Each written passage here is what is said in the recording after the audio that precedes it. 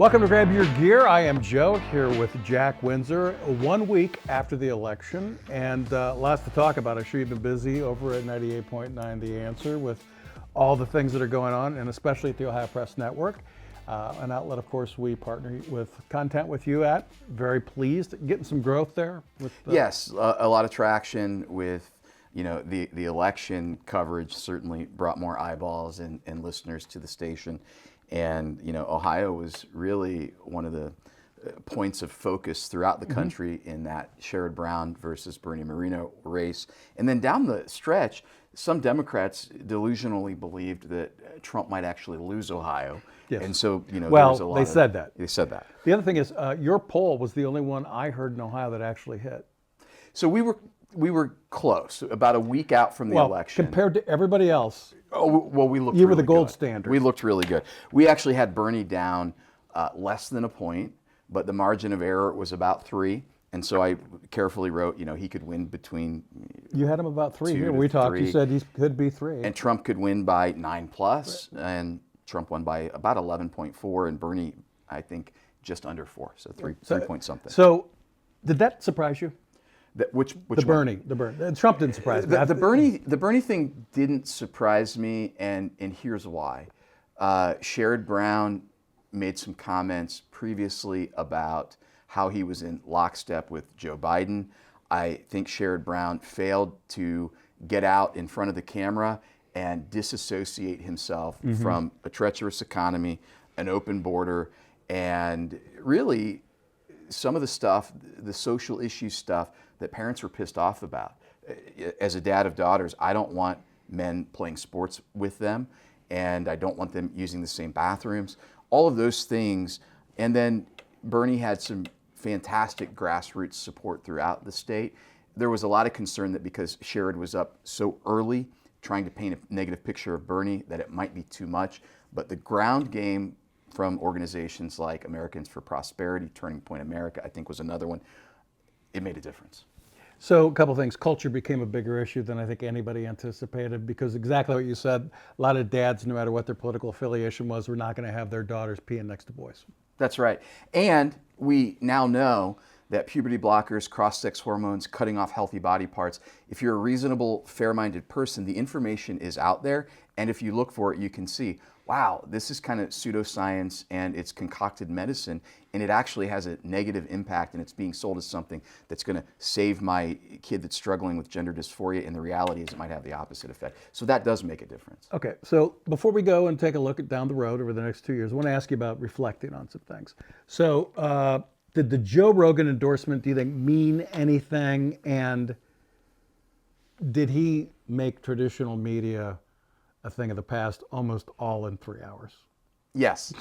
The short answer is yes. I'm looking. I was actually trying to find out how many people viewed some of the key interviews. Joe Rogan had Donald Trump, JD Vance, Elon Musk.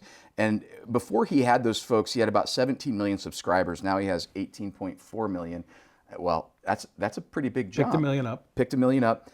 Additionally, at one point, weeks ago, a week and a half ago, Trump had over 30. There were over 30 million views of that podcast alone. So absolutely, it made a difference. Joe Rogan, I think, has positioned himself somebody who is fair-minded, somebody who probably resonates with. He just asks questions. He does, and he lets people talk. But I don't know about what you think. To me, it seemed like he was 100% on Team Trump, not because he was being paid like Kamala Harris did with her superstars that came out. Yeah, a lot of money. And endorsed. Oprah made some money in this election. 7 figures. At least reported. Yeah, and who's the one black female rapper? I don't remember. Does Apprentice Isabella remember? She made some money too. She made a lot of. Yeah. Well, there's Cardi B. But there was a group, right? Yeah, there was the lady that was wearing the white suit that went up on stage. I can't remember. Yeah. Her name. Oh, so there you go. I don't know my black. I'm not up on rappers either. But Joe Rogan, I think what he does is he's had a reputation where he gets talked into things. Yep.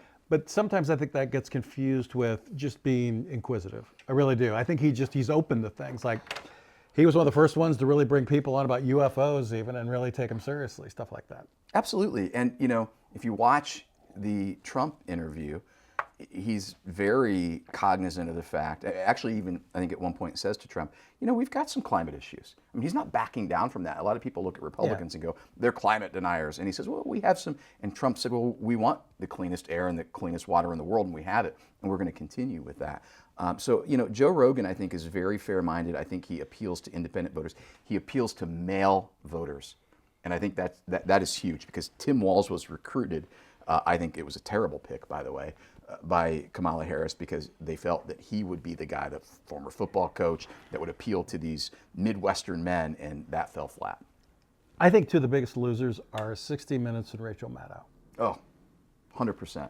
60 Minutes showed their stripes. They ran into the Kamala Harris interview, refused to release a transcript, which they did at one point when they interviewed Trump. Right. Releasing your transcript, if you have journalistic integrity and you get accused of altering content, you typically do that. You show your stuff. Yep. Well, you used to. This is back in the old days, way back when I was in that media. And the other one is Rachel Maddow, and I've always thought she's a little off, but her audience, I'll be curious to if she still is worth $20 million for a one-a-week show, because across MSNBC, there's two things going on. They've lost half their audience, and they may be selling that cable channel, NBC may, or Comcast. So I used this example last time. I'm going to make a local comparison and then roll it out nationally. So in Ohio, we talked about issue 1, which failed. Yes. And check my math. Which, by the way, was passing with red, pulling way out there. It was early on, 10 points plus. Even August, September, it was pulling ahead. And so check my math on this, but the major newspapers, I'm talking about the Plain Dealer, the Columbus Dispatch, the Dayton Daily News, the Toledo Blade, Cincinnati Enquirer, all of those newspapers endorsed yes on issue 1. Issue 1 failed. And I made the comment, and it really peeved a lot of people, the day after the election, mainstream newspapers are dead. They mean nothing. Those endorsements meant zero. And so then let's roll that out nationally. Every major outlet except Fox News supported Kamala, was all on board with the lie that Trump said. Newsmax didn't support her. Well, okay, there you go. What was the one that was most egregious down the stretch was Trump was supporting the shooting of Liz Cheney. I mean, all of these BS bunk stories. With that Liz Cheney thing, and I don't mean to interrupt you, but just to replay what he said, it just made it so incredibly obvious that this was not even close to a legitimate argument. Yep. I think that was a little bit of, not only they jumped the shark, they went so far past the shark they landed on land. Yes, 100%. The Liz Cheney thing, and we'll get into that in a minute. Traditional media meltdown, probably pretty good for the Ohio. Your gig, Ohio Press Network, wins with media meltdown. Yeah, we've been fighting this battle for a few years now. Independent news outlet, upstart, startup, whatever you want to call us, really trying hard to find facts and report stories that other news outlets don't. We've succeeded in that.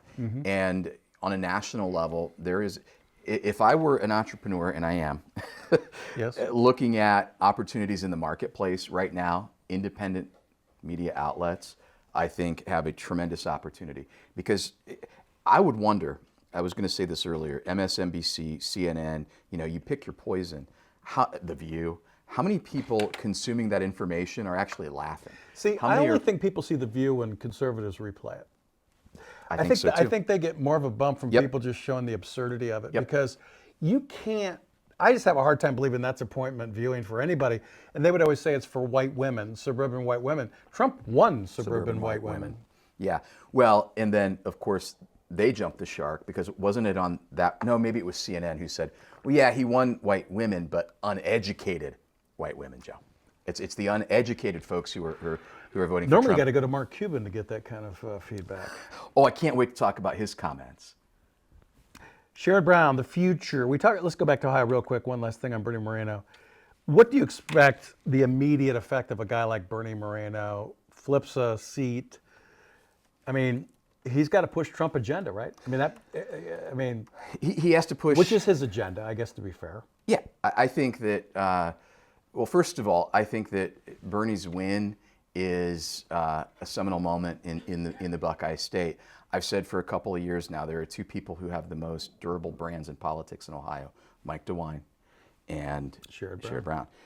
And by the way, one of the last polls that dropped regarding the U.S. Senate race and the race for the White House showed that DeWine actually the voters don't support him here. He's a little bit underwater, so his brand has taken a hit. And so when you see Sherrod Brown go down, you go, okay, the political landscape and climate in Ohio has certainly changed. I think it's rhino season. I think everybody's tired of it. I think everybody is absolutely tired of it. In fact, I would say to you, I said this on the phone with somebody yesterday, I had a private conversation, and you've probably heard that there's going to be a special session called for the U.S. Senate tomorrow, and Mitch McConnell is essentially going to pass the mantle of leadership onto someone else.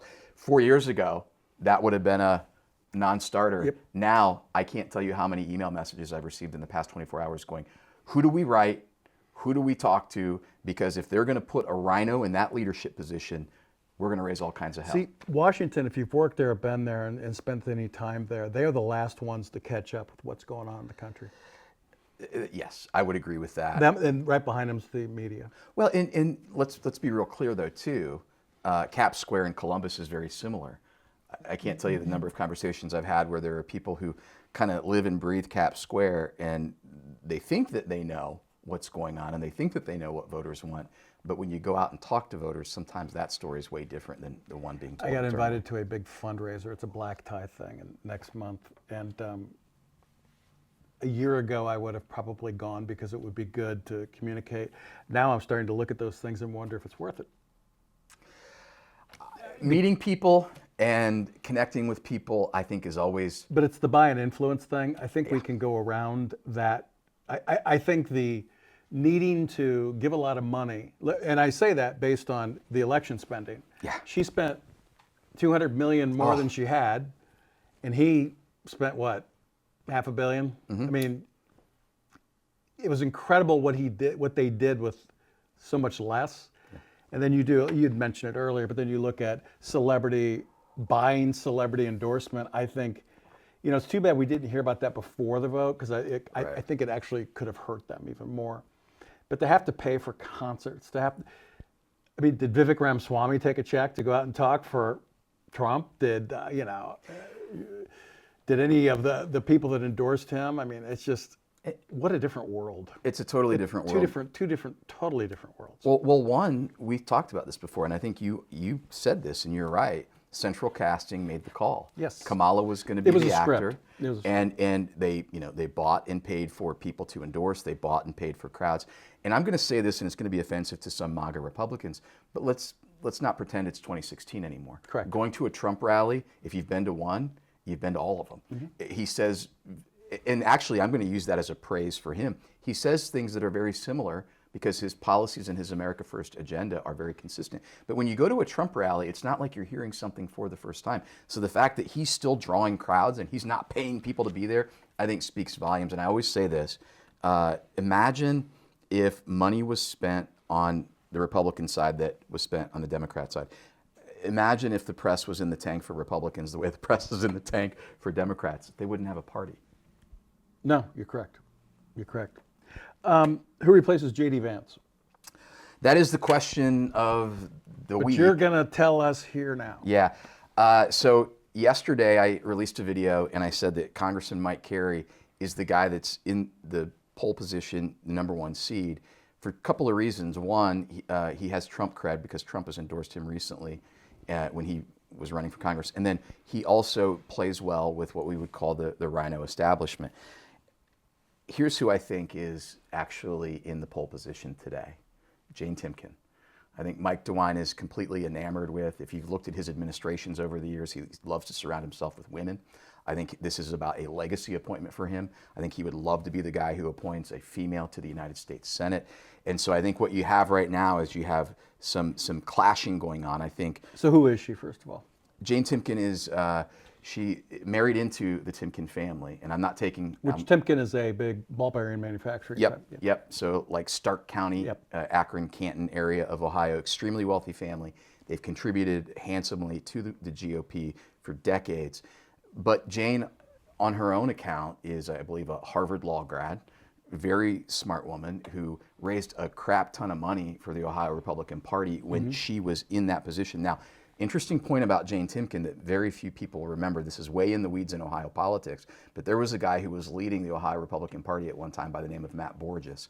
Matt Borges was a never-Trumper. Donald Trump handpicked Jane Timken to oust Matt Borges from the Ohio Republican Party. So she led the Ohio Republican Party, and she is now the committee woman for the Republican National Committee and someone who has run for the United States Senate. I'll say this publicly because a lot of people watching this are not big Jane Timken fans. We did 4 GOP U.S. Senate forums the year that she ran. Yep. Jane Timken backstage was different than Jane Timken on stage. I don't know who advised her, but who she was on stage was not the woman that I got to know backstage. So right now it's Jane Timken, and I think Vivek Ramaswamy is probably the person that JD Vance and Donald Trump want. Over That's a hard DeWine's sale. dead body. Over DeWine's dead body. But if you're John Husted and you want to be governor of the state of Ohio, you probably like Vivek Ramaswamy being appointed more, because if Vivek runs in that GOP primary for governor, he clobbers John Husted. I wouldn't be shocked if John Husted got nominated. There's some scuttlebutt that as a safeguard to John Husted's political future, and some people think that Governor Mike DeWine owes Husted one for joining him when DeWine first ran, giving him some money, and 2, running for a second term in which DeWine was the governor and he was the lieutenant governor. There's a lot going on with House Bill 6. There's a lot going on with the Intel project, that if all of that stuff goes... There was also a gender bill that pissed a lot of people off. You know what I mean? And he's tied to a couple of things. He's tied to Intel. Yep. And we're not sure what's happening with Intel right now. All kinds of rumors there. We work in that industry. We'll wait until we have facts, but we can tell you what the word on the street is, and that is that project may look much different than what it was supposed to look like. They're not getting paid. The Biden administration promised low interest loans and grants, and that money's not coming. So these general contractors are out of pocket. They probably lost their application, and now they got to resubmit. I want to talk about unforced errors real quick on both campaigns. When we talked on election day, I said Trump not using Nikki Haley to me was an unforced errors. That didn't appear to be the case at all. No, in fact, he came out over the weekend and said, "Thank you, Nikki Haley, but no thanks. You're not going to be in the administration." He said the same thing about Mike Pompeo, former Secretary of State, who was in his prior, both in his prior administration, but they both dabbled in running for president. They both dabbled, and I think they both probably took some shots at Trump that he just isn't happy about. Well, he has 1 term, so he's looking at a 3-term. Yes. Don't you think he's thinking 12 years to get the country completely fixed? Yeah. I got to start this thing. But before everybody gets too happy, he's got to do it in 2 years. He's got to make enough headway in 2 years that he holds House and Senate. Well, that's something we'll have to talk about in the future. What's the albatross that Democrats will hang around the necks of Republicans? Well, the albatross they're hanging around themselves, I think, is culture Yep. and immigration. 100%. 2 things that were huge, and their economic policy is incoherent. I mean, I really do. It is. The opportunity economy is not selling. Is that what you're telling me? That's exactly right. Well, even a guy like Josh Shapiro, who's a pretty popular governor, would have a hard time explaining getting rid of fracking. I mean, in a bad energy. I mean, so they have some things. That was the other thing. Based on how it ended up, would he have helped? Who? Shapiro.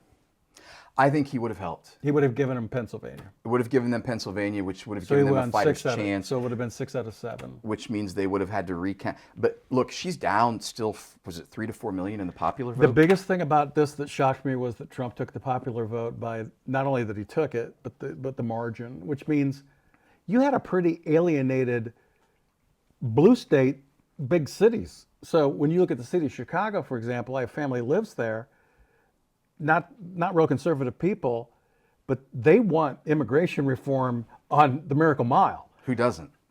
They've had the snatch and grabs. The city of Chicago Police Department has about had it. They're tired of the South Side shootings. They're tired of basically cartels running the South End. New York City, the same thing. And this is how tone deaf this administration is. What you just said. Democratic Party, not just the administration. I think if anything, Joe Biden might get it, of one of the few things he gets right now, but I think he might understand it a little more. When he's cognizant. Yes. I think the biggest the biggest curse and blessing of everything that's going on right now is I think Joe Biden is probably more moderate than he has acted, and I think he's acted less moderate because he has dementia. Yeah, he was told. And the cabal, the elitist cabal is in control. But down the stretch, do you know what you saw come out of the White House days before the election? I saw Election Day, the lady in red, his wife. They were talking about gun control again.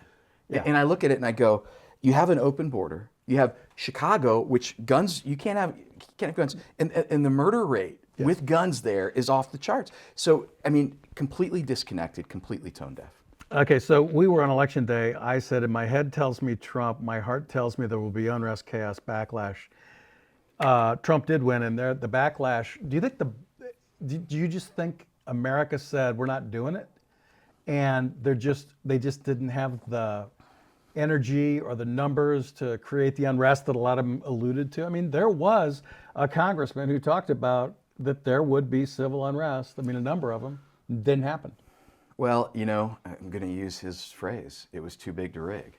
And whether rig is illegal behavior or just overly aggressive legal behavior that produces an outcome, I think it was too big to rig. And I think it was too big to rig because, we talk about death by 1,000 paper cuts, everything that we've just talked about, an open border, an economy that sucks, energy that's not being utilized. We send our kids to school and we don't know what teachers are saying to them about gender ideology. And, unless you look at libs of TikTok, then you see all kinds of things. And so now you have the independent press that's actually doing the job that the news outlets are supposed to do. And I think in a lot of small ways, people are waking up to all of these things. So it was almost the perfect storm. It was almost the perfect storm. I think it's a combination of policy. I think it's a combination of social issues. And I think it's a limp and impotent press that voters are just sick and tired of. They feel gaslit, Joe. And I think this election was voters going. If the media did not expose themselves before, I think they have exposed themselves to the average person that might even occasionally watch it. Yep. Podcasting is taking over as an information platform that I think overwhelmed the left. Now, you have to go back to when Rush Limbaugh decided to go on radio. Mm-hmm. And he decided he would try AM in the late 80s because nobody was on AM. Nobody. He then started to dominate, and then other conservatives went on. The left tried to become active on talk radio. Their biggest shot was probably Al Franken. Air America, or whatever it was called, failed miserably. So there's just something about conservatives on radio that works. Now it's podcasting. I don't call the podcasting world conservative, but they are libertarian by the most part. For sure. And that seems to be most palatable to a younger group of people. Yeah, I would agree with that. And Trump is the one that went and met them all, and he did everyone. Well, and I think someone told me on election night, you have to thank Barron Trump for that. Part of it is, hey, Dad, you need to be out talking to these folks. And that, to me, down the stretch, again, it's 1,000 paper cuts. A lot of little things made a big difference. But just look at what Donald Trump did. He sat down with people and had, can you imagine Kamala or Tim Walz 3 hours talking? No.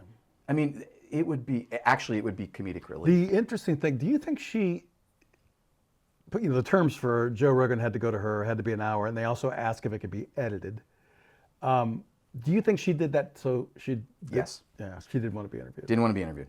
No, and then it allows her to go, well, look, he didn't meet the terms. He didn't. Which nobody was buying because he has the same for everybody. And Trump goes, and then JD Vance takes the spot.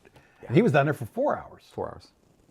All right, we got to wrap things up here real quick, though. Did you expect 7 swing states? Yes. You did? You thought all 7 were I thought they were all in play, and I'll tell you why.